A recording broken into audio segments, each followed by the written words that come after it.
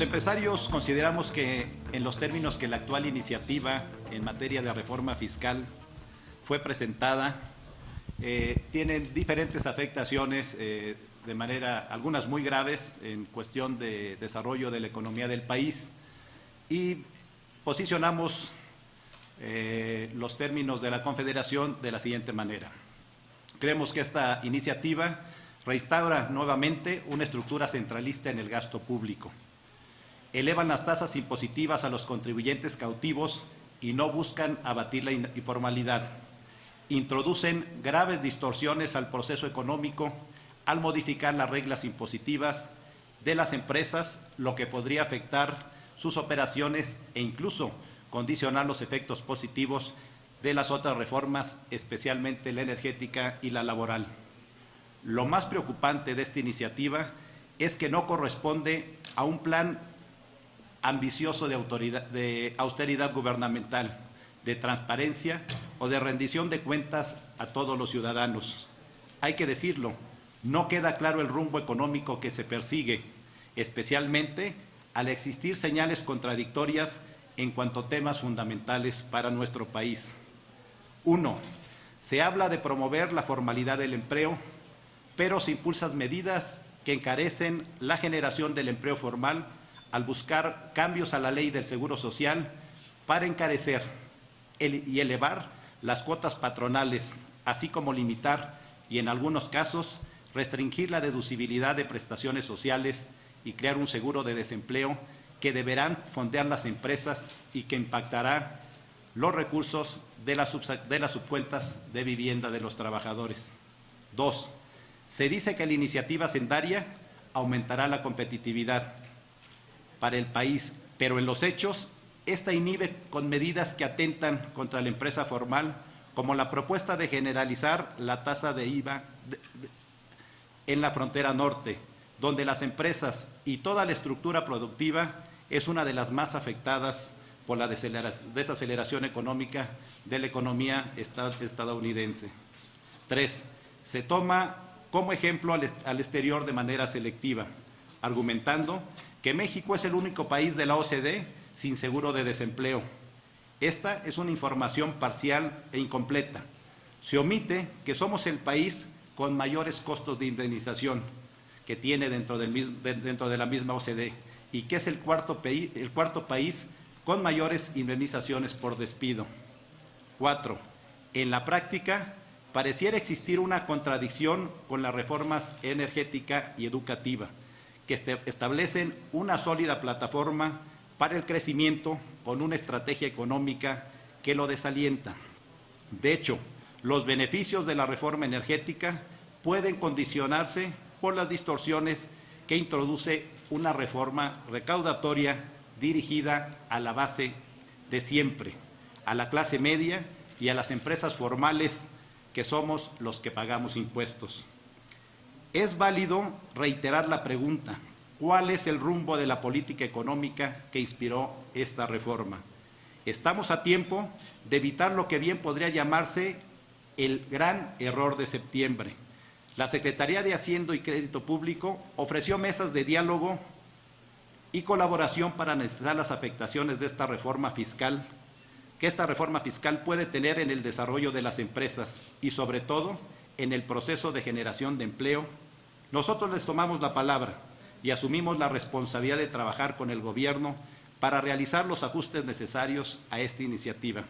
El día de hoy me acompaña el contador Luis Manuel de la Mora, quien es nuestro representante de la Comisión de Asuntos Tributarios de la Coparmex Estado de México ante la Confederación, quien de manera puntual les explicará algunos temas que son de gran preocupación para el sector productivo y que estamos pues platicando con las autoridades y también con nuestros representantes en la Cámara de Diputados Federal y en la de Senadores, con el objeto de que entiendan la repercusión que esta reforma pudiera tener en la economía de las empresas, de las personas, de los trabajadores y, por supuesto, como resultado, en la economía del país. Voy a resaltar las principales reformas que nosotros consideramos que afectan, y estas reformas queremos resaltarlas y que ustedes nos apoyen a que se conozcan, porque no se han mencionado en medios. Están mencionando el tema del alimento a las mascotas, del chicle, de las bebidas gaseosas o agregadas con azúcares, pero hay temas de fondo que nos preocupan más, como reformas. Hay una denominada agrega al artículo 5 de nuestro Código Fiscal de la Federación una cláusula antielusión. Lo que pretenden hacer es darle facultades discrecionales a la autoridad fiscalizadora para determinar qué gastos serán o no deducibles en relación con su razonabilidad con el negocio.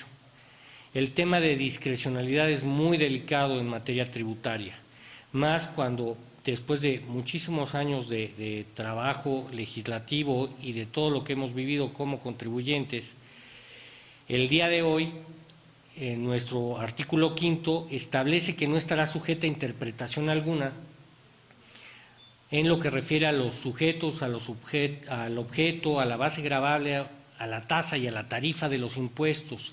A este artículo le quieren agregar una en donde la autoridad de manera discrecional podrá determinar si es o no deducible un gasto y si es razonable o no este gasto con respecto a los ingresos y reducirlo de nuestras deducciones autorizadas. En adición a esto, nosotros consideramos que hay una serie de elementos que no motivan la inversión, que es lo que el país requiere para tener un crecimiento económico. Tanto es como la eliminación de la exención que tenían las empresas con un programa por parte de la Secretaría de Economía, INMEX, para la importación temporal, les están gravando ya en tema de sus importaciones en materia del impuesto al valor agregado.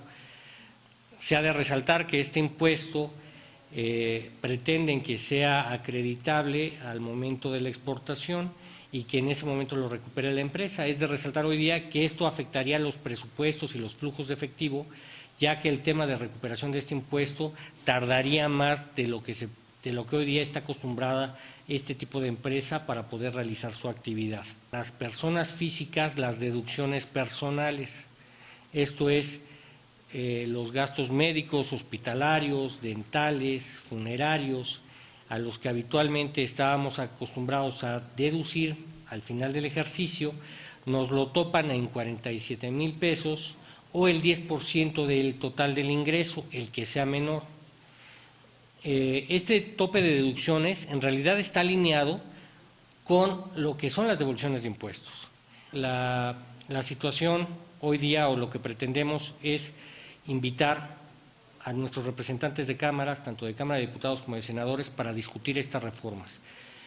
Hoy todavía no está perdido, pero hay que hacer conciencia en nuestros representantes ante las cámaras para que estas medidas restrictivas de la inversión y que impactan de manera fuerte y permanente en los bolsillos, no solamente del empresariado, sino también de toda nuestra clase media y de toda nuestra clase trabajadora, no permitamos que esto suceda.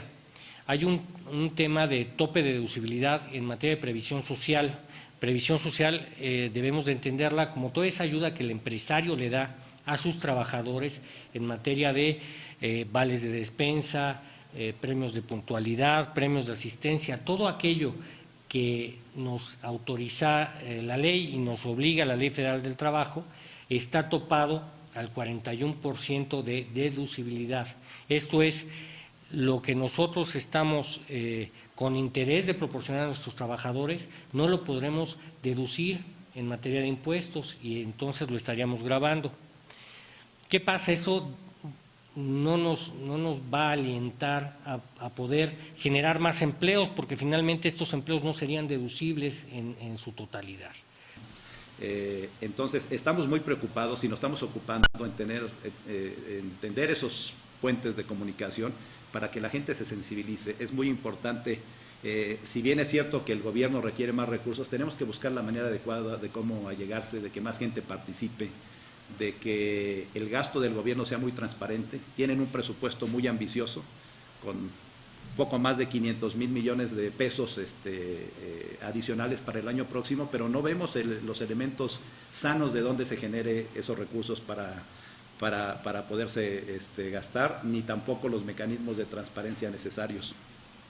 La reforma que ellos están planteando no es suficiente para lograr esa cantidad de recursos, y la alternativa que tienen es abre una puerta al endeudamiento que ya está presupuestado y está autorizado, que fue un tema que nos costó a México muy caro en tiempos pasados y nos costó mucho trabajo superar, tener una balanza económica sana, y que ahora, bueno, se está abriendo la puerta para regresar a un endeudamiento de números muy importantes, que al cabo del tiempo termina siendo un costo para todos los mexicanos. Entonces, estamos platicando con ellos. Nosotros esperamos que estos acercamientos de Coparmex y de prácticamente todas las asociaciones empresariales y patronales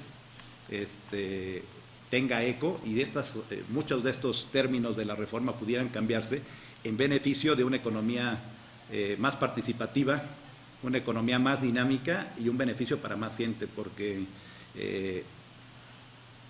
la gente tiene la percepción de que la afectación es solamente para los empresarios, y cuando hablan de empresarios normalmente de manera natural piensan en los grandes, pero una reforma con estas características afecta de manera muy importante a los pequeños empresarios. Yo creo que serían los más afectados, los pequeños y los medianos, pero también tiene una afectación muy importante a las personas físicas, y en este caso, que antes no sucedía, también a la clase trabajadora, porque hay algunas modificaciones que afectan directamente a los trabajadores.